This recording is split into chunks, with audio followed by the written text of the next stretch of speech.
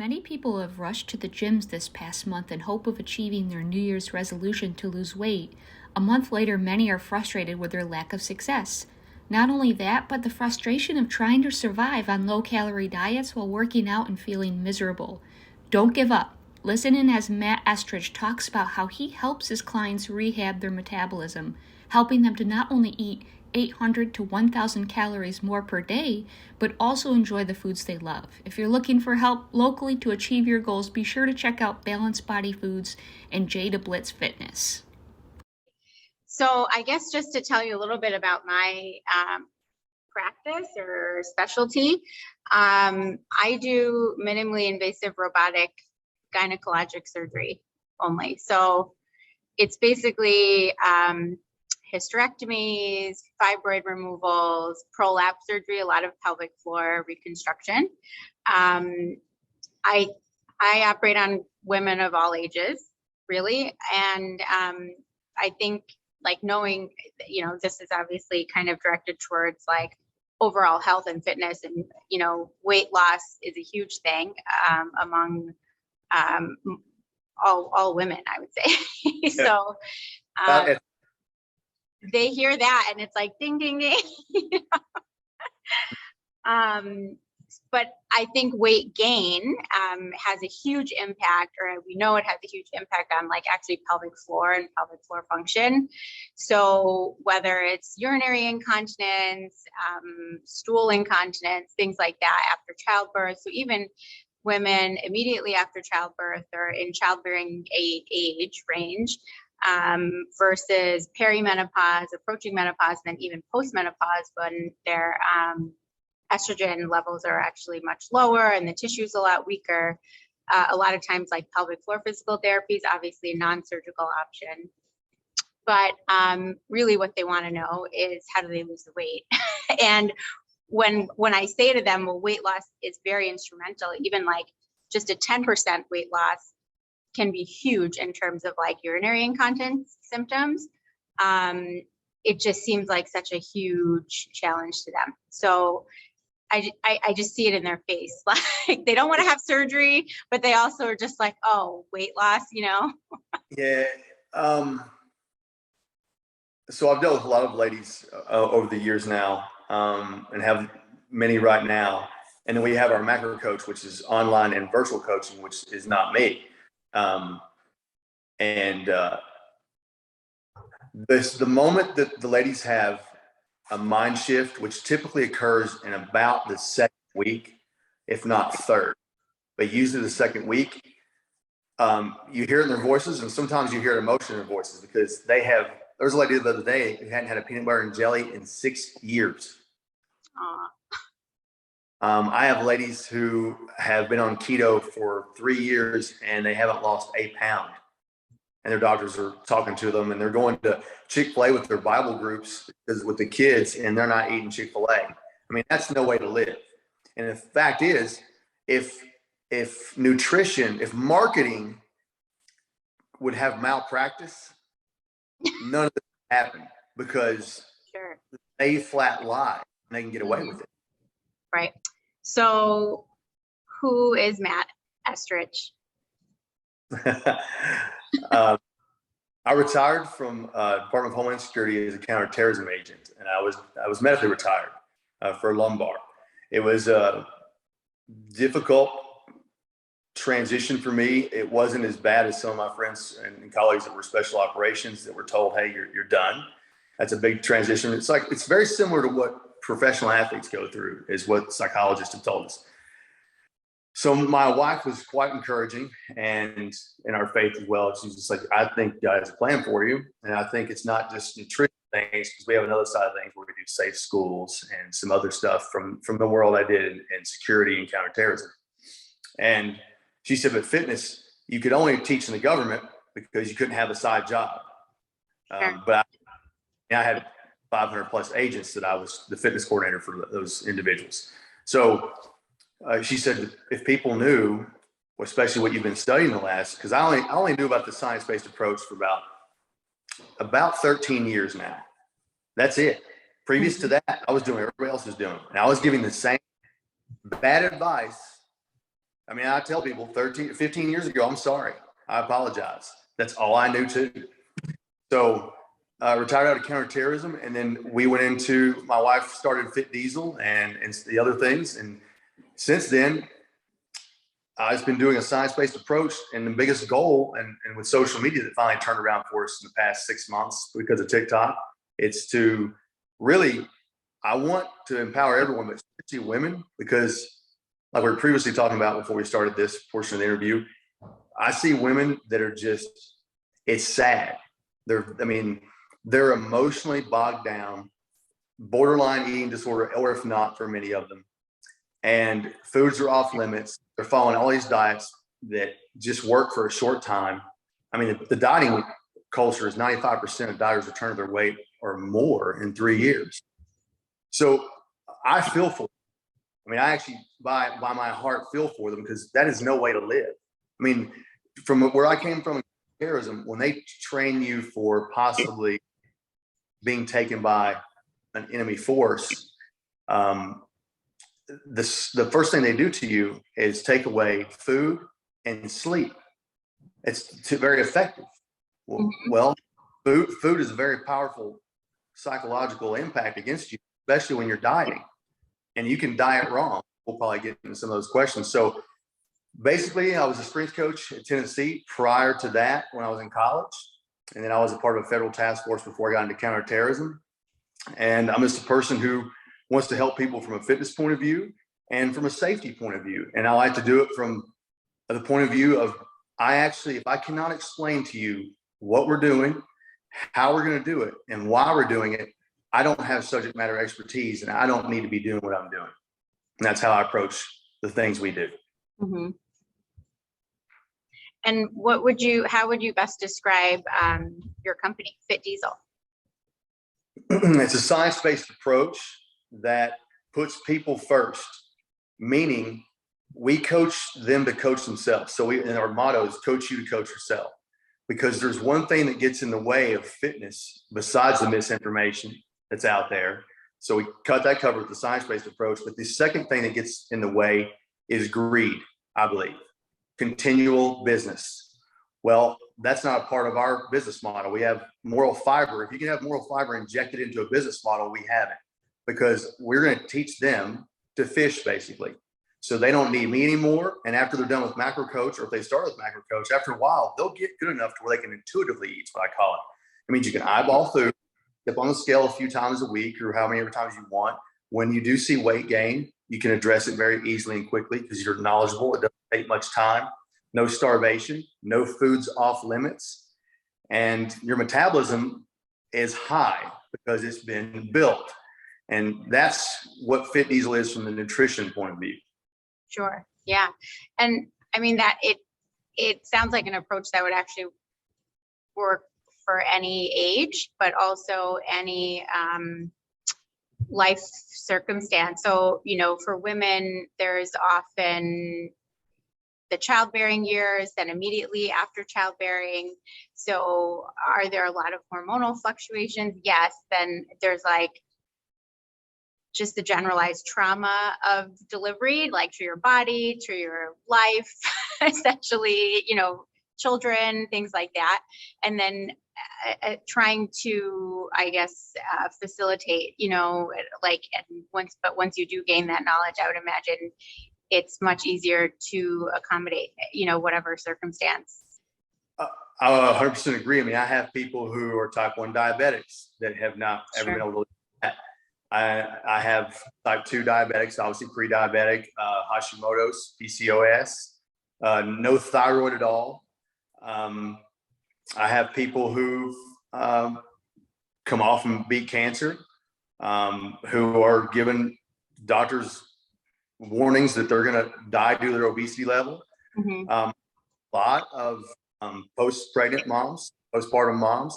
And actually, one of the things I'm most proud of with Macro Coach, because what I do, Macro Coach is an interface that coaches you to coach yourself. It's a dietary interface, and it's online and it's virtual, because I pop up in videos the whole way through the first week of getting metabolism, and then after each week, how your progress is going. And then other videos that are important for your knowledge, like calorie tracking, what are the biggest failures and things of that nature, the things that can really cause a pitfall. But the one thing we take into account, and right now we're the only ones that take into account worldwide that I'm aware of, we take into account breastfeeding and pregnancy.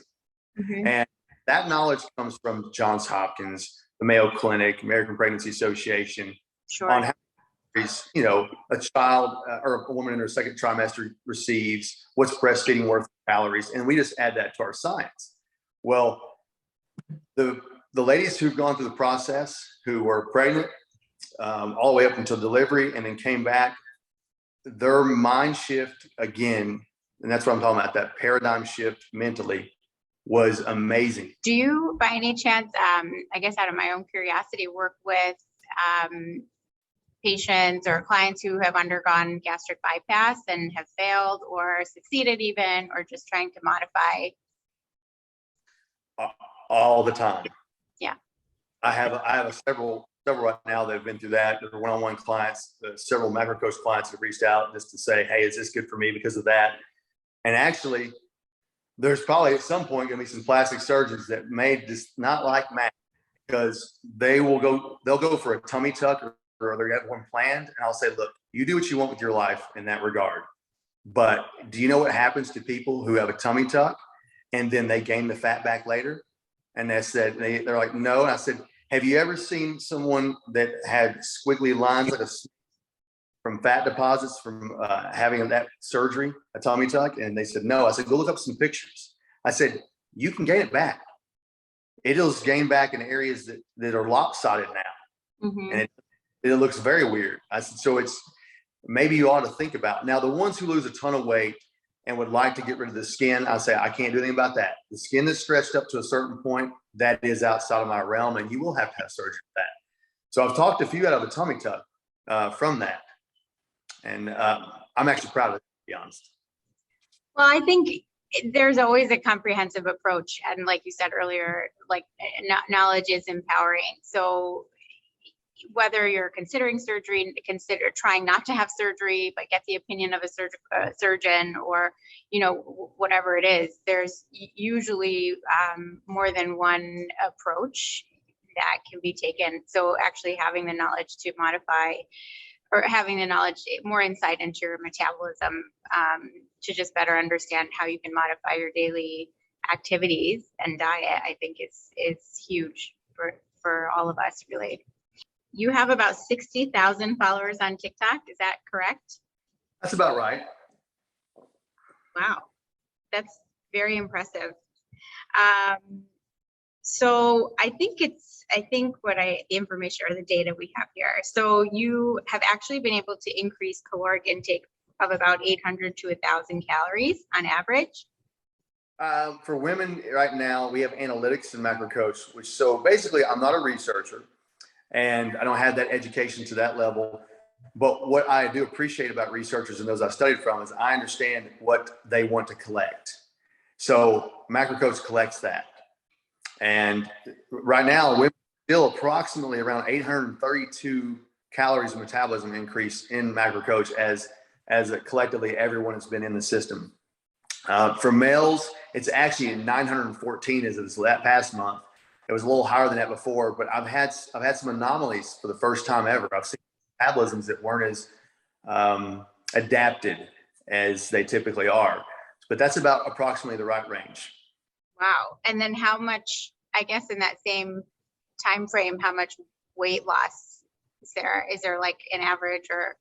There is an average, and we all use averages, and I do too when people ask, because you have to have an answer.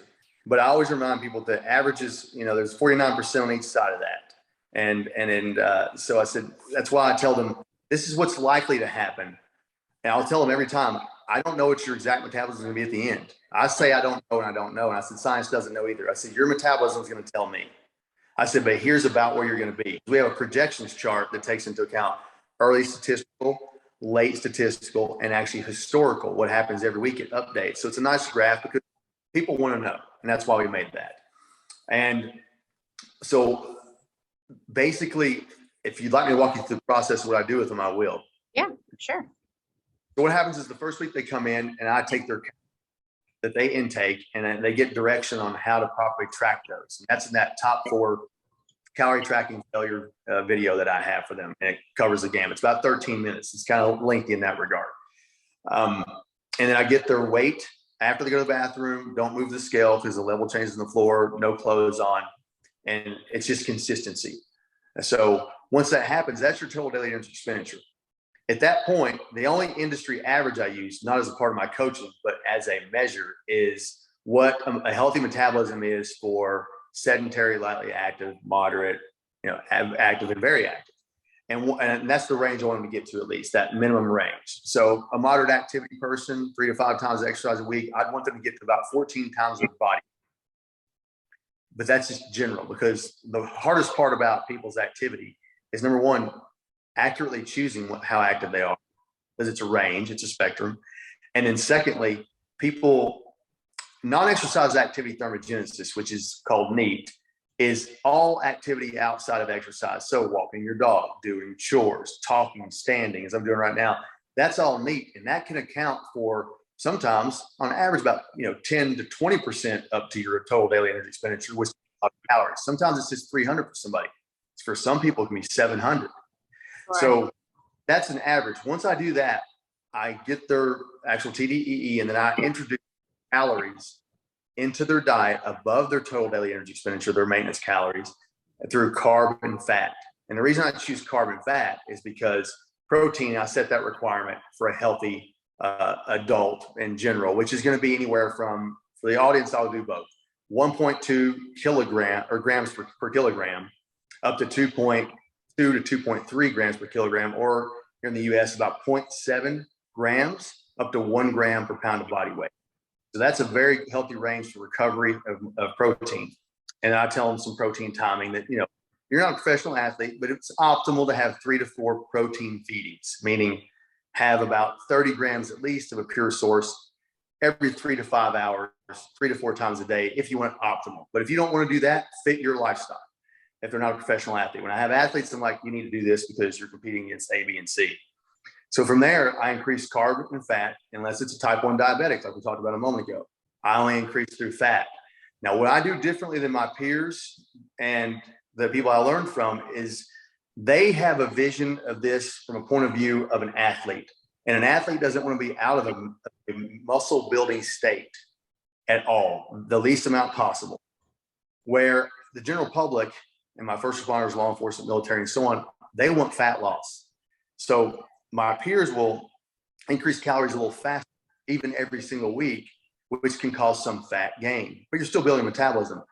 I introduce a very conservative amount, and I base it off average weight per week.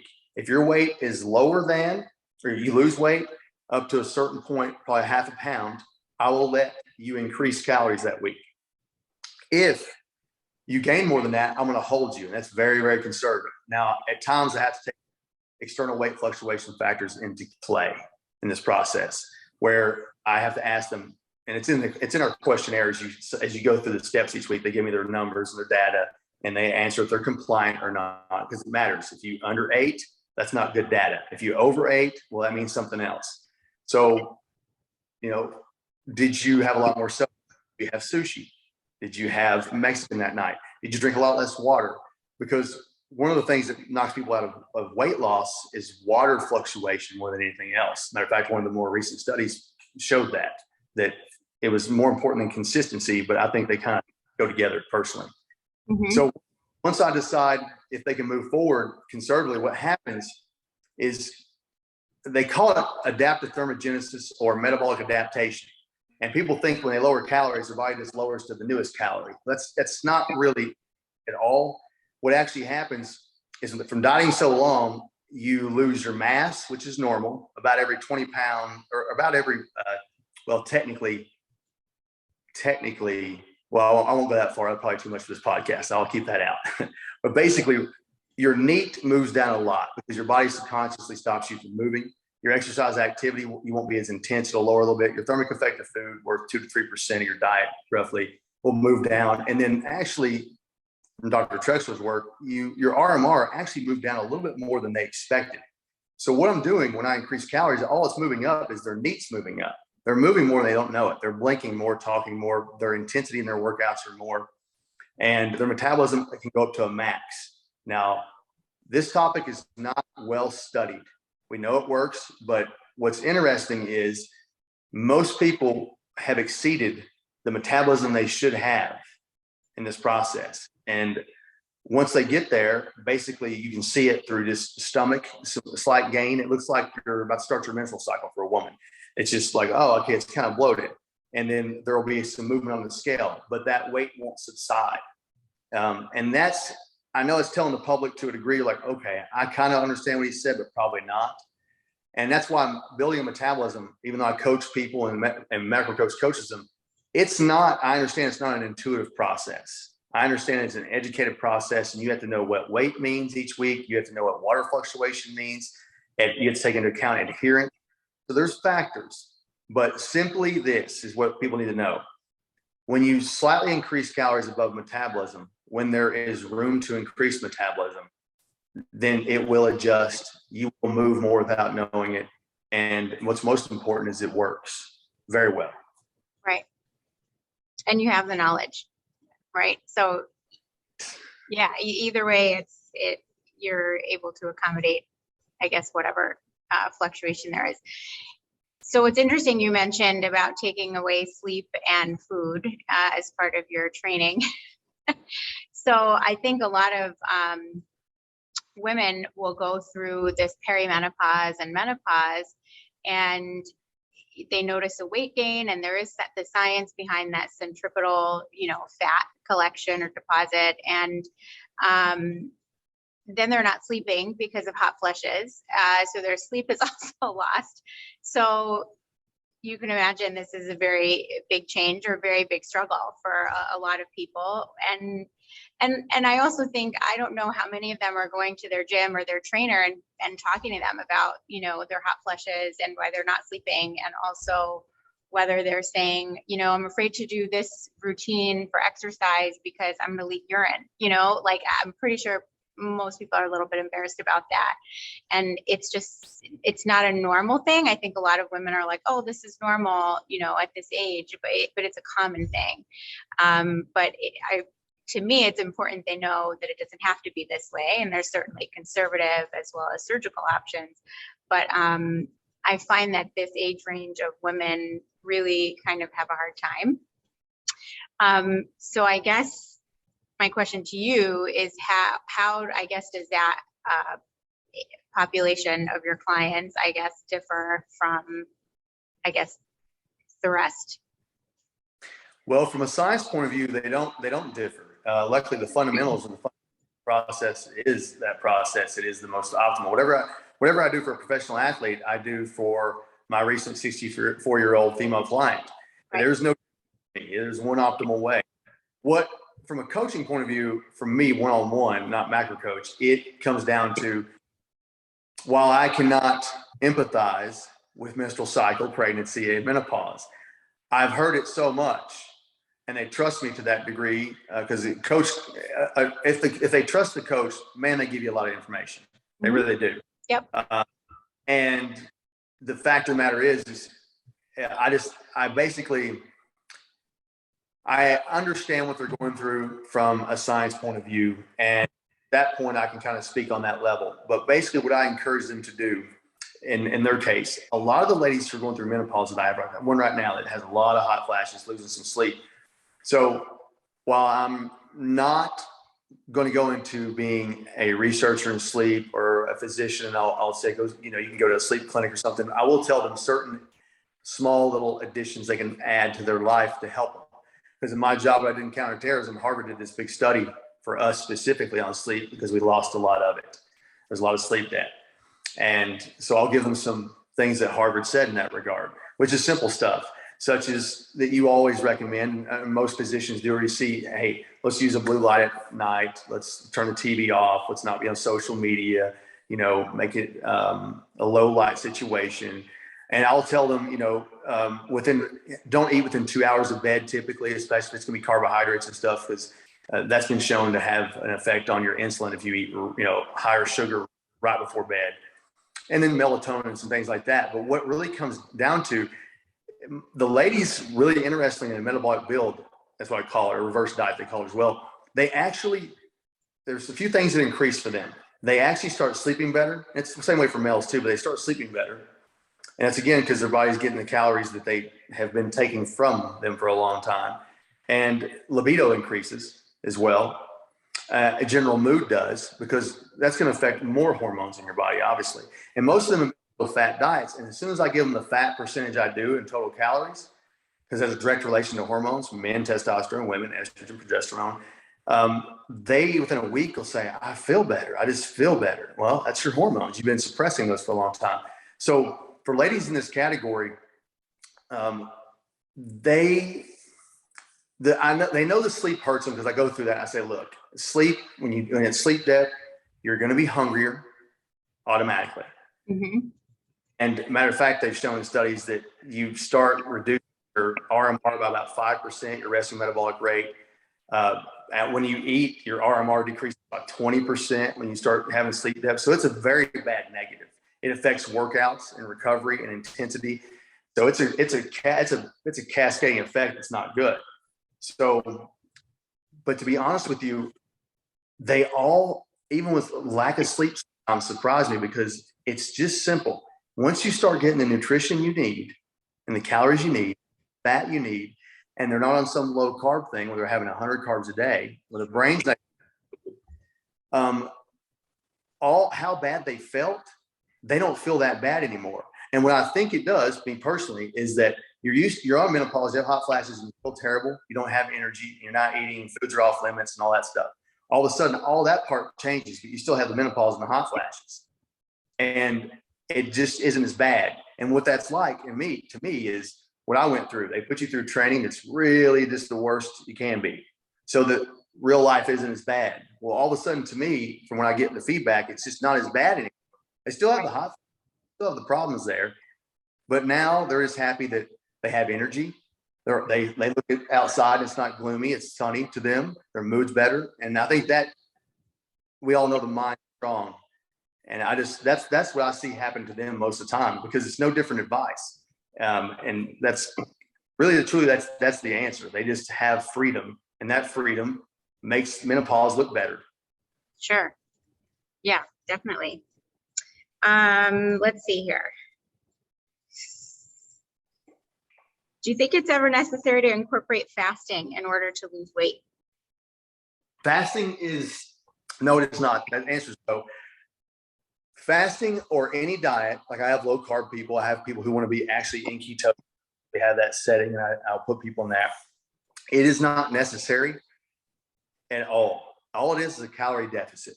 It just comes down to whatever you like and your lifestyle is. And they've shown that in studies too. When they have flexible dieting, it was a female study. When they have flexible dieting, which means flexible, you get to eat what you want, or strict or rigid, it was exponentially much more weight loss and adherence from the flexible group. Right. So I tell people when they come to me, like, okay, what's my meal plan? I'm like, I don't do meal plans. Meal plans don't work. They never work. I'm not doing it. I'm here to educate you.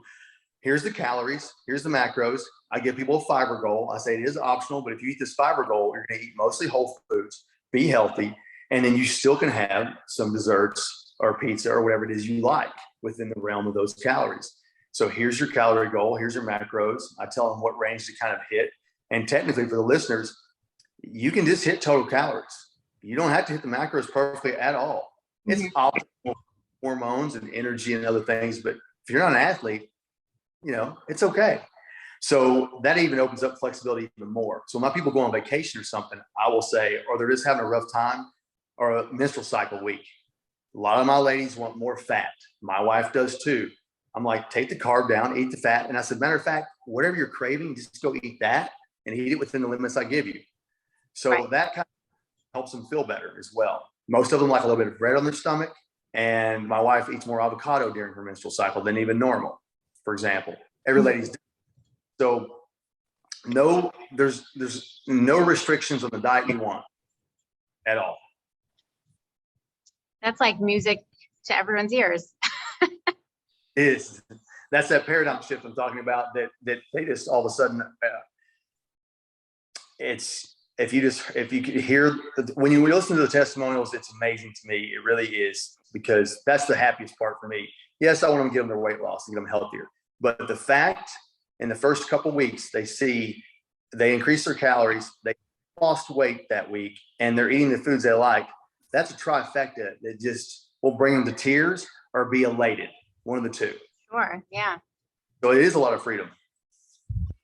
Any specific or types of workouts that you recommend for women, whether it's like cardio or weightlifting, resistance training?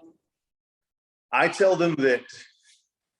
my clients, I'm not trying to take away from cardio, but you don't have to be a cardio bunny, as I call it.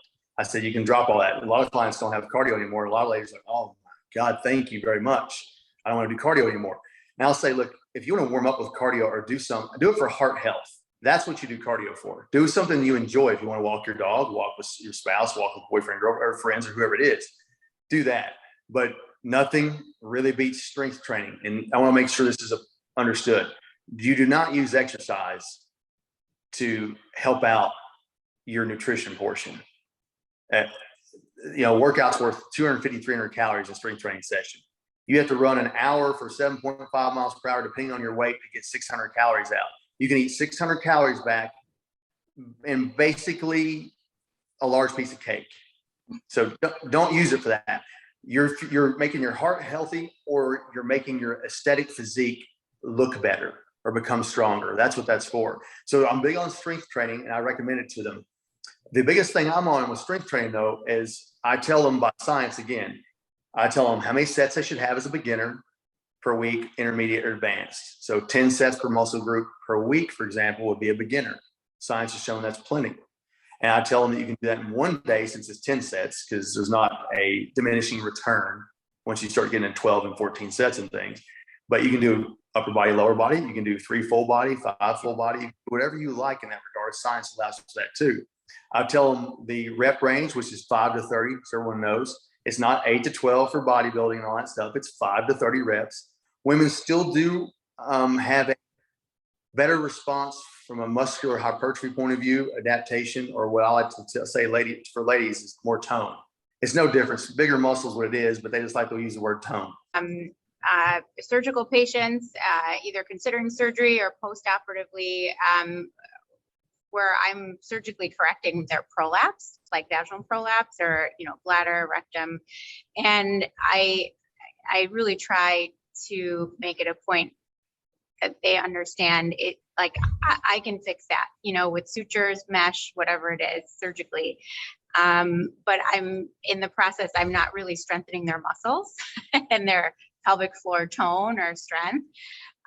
So I always recommend pelvic floor physical therapy, whether you're symptomatic or not, just get there, go there, learn about it, learn, how to keep that entire pelvic floor strong, because things like, constipation, heavy lifting, just a very active lifestyle can actually cause recurrence.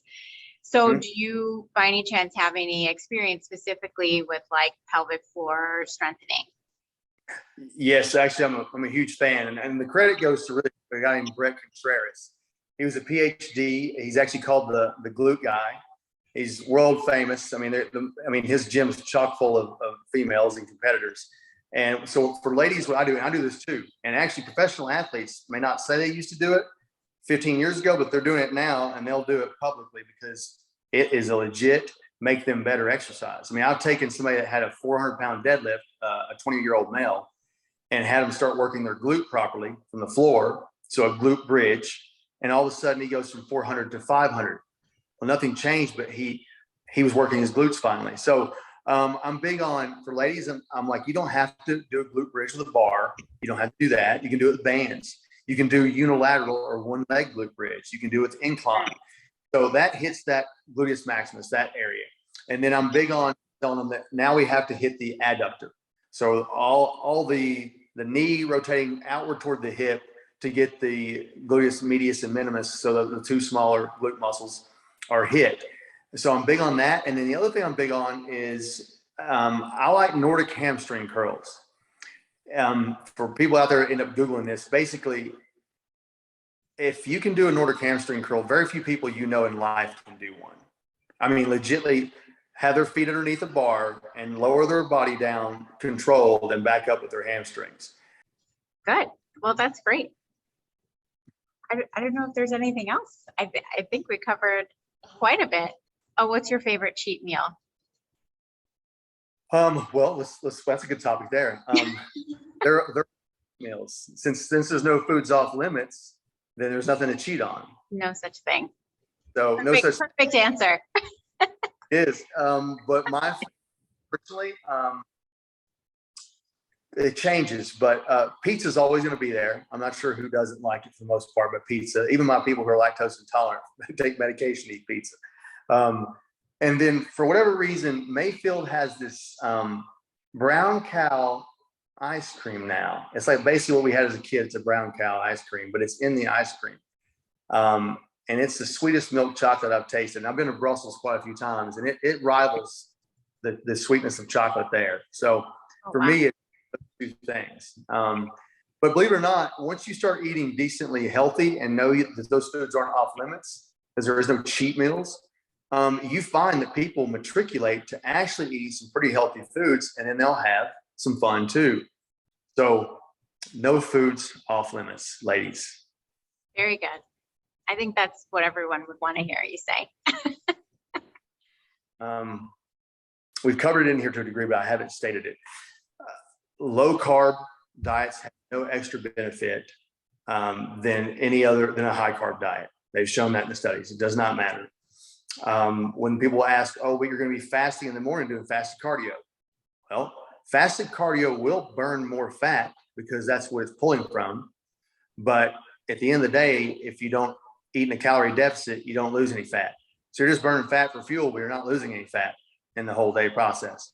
So if you don't like fasted cardio out there, don't do it. You don't have to. If you care about workouts and meal partitioning, 10 to 20% of your carbohydrates before your workout and after would not only fuel your workout, but make you feel good afterwards. You don't have to have massive amounts of protein. About 30 grams a meal is what I tell ladies to have to hit what's called the leucine threshold for it's amino acids, most important for muscle adaptation and protein synthesis, they call it, recovery. And then I think I would say that you don't have to fast, because you asked that. No benefits to keto per se. And then for my diabetics and people who have Hashimoto's or some hormonal issue that reduces basal metabolic rate, while it's not a great diagnosis, it's not a crippling diagnosis. You can build a metabolism. I've done it with too many ladies out there. So don't let that stop you. Find out that a science-based approach works and what it is all about, so that you can actually live life and not have a restrictive mentality toward food. I think I would sum it up with all that. Yeah, well said. I think that does sum it up. Thank you again. Great Thanks. talking with you. I enjoyed it. I hope it helps the listeners.